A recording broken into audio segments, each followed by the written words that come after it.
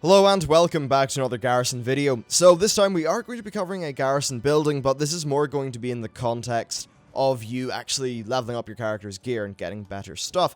So I'm currently on a hunter, which means that I get gear from leatherworking. This character, however, does not have leatherworking as a profession, but worry not because we have the leatherworking building for the Garrison. Now this is actually going to let me get viable upgrades, so I'll show you what the patterns are here. Now then, I'll just, close all these things down so it's easy to see. You can get cloaks, drums of war, mail armor, and leather armor. So it starts off with you just having these, 540 bits of gear that are pretty crappy. I'd imagine this is just designed to be stuff that you can, use while you're leveling up your Garrison. However, what we care about is this stuff here. Now, this actually requires a level 3 tannery to make. And the level 3 tannery is unlocked by just completing 100 work orders. I'll get onto that in a minute. But, if you want to craft this gear, it will involve doing 100 work orders anyway. So this gear costs various bits of resources, as you can well see here. Now, for example, this one is true iron ore and burnished leather. This one is burnished leather and raw beast hide. This one here is burnished leather and sumptuous fur. So, the running theme here would actually be burnished leather. This is essentially your cooldown crafting reagent for leatherworking. And there will be two different ways of getting this.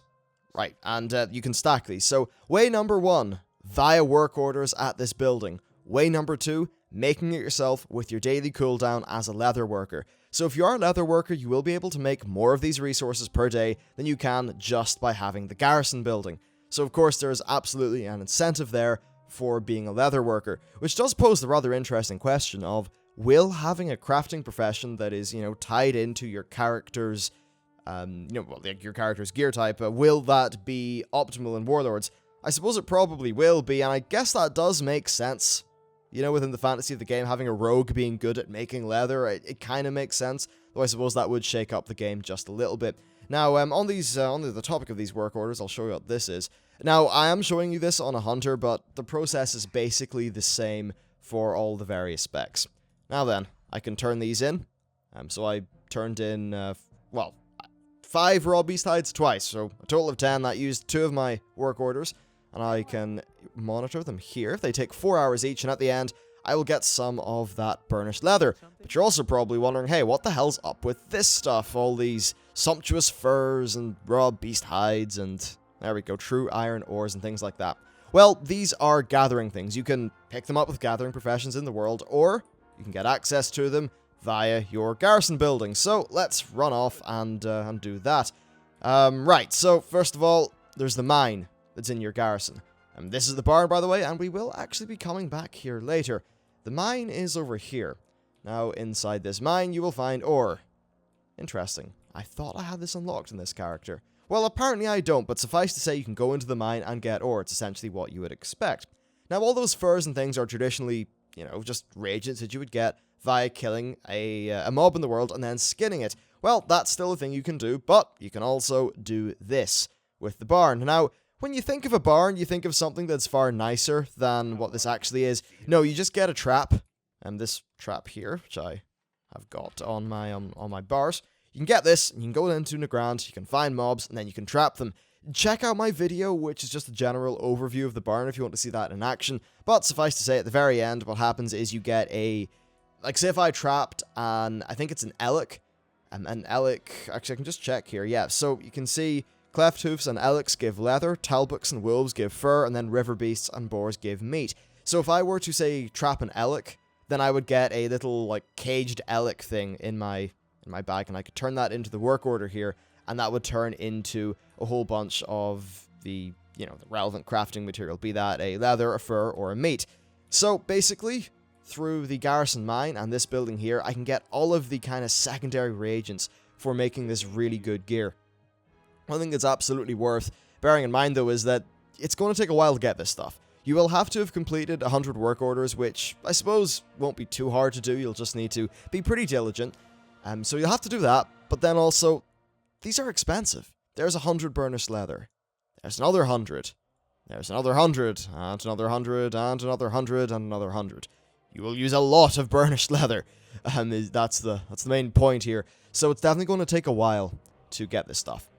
Now, there's also cloaks, and I believe the cloaks... Nope, they're 100 burnished leather as well. Lovely.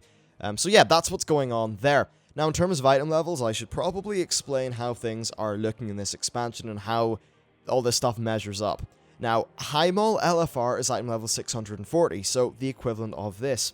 Blackrock Foundry LFR, which will open up sometime after High Mall, is item level 650.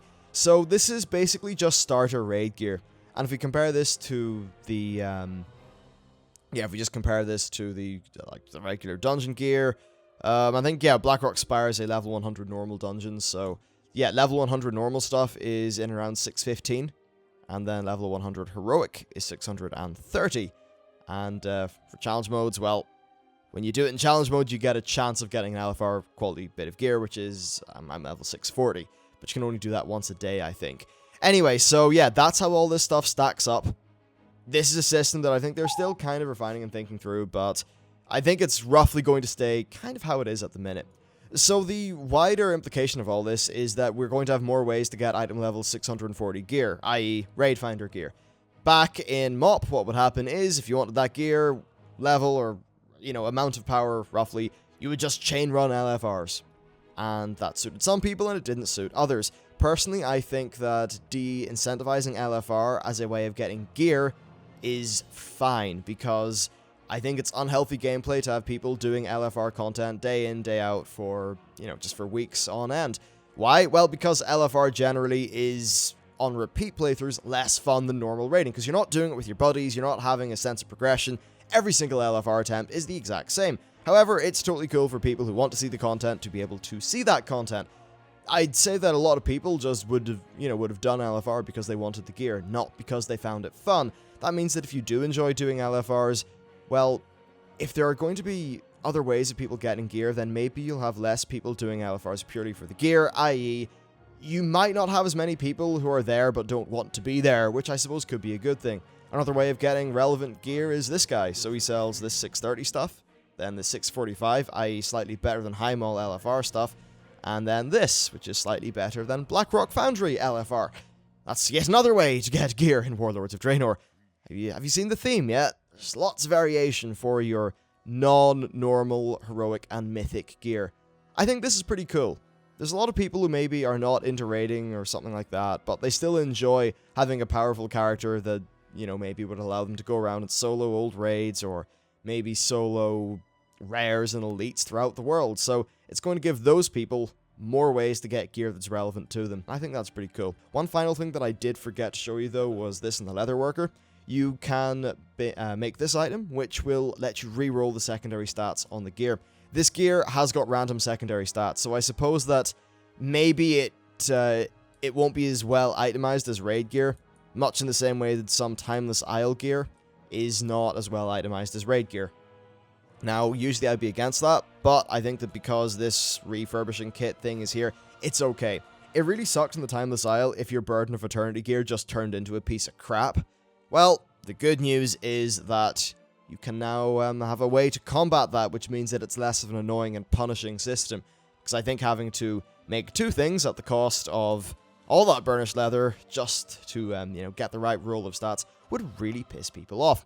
So yeah, there you go. Just a quick little look at what's going on here. I think this is a pretty cool system. I don't think I've really got anything against it.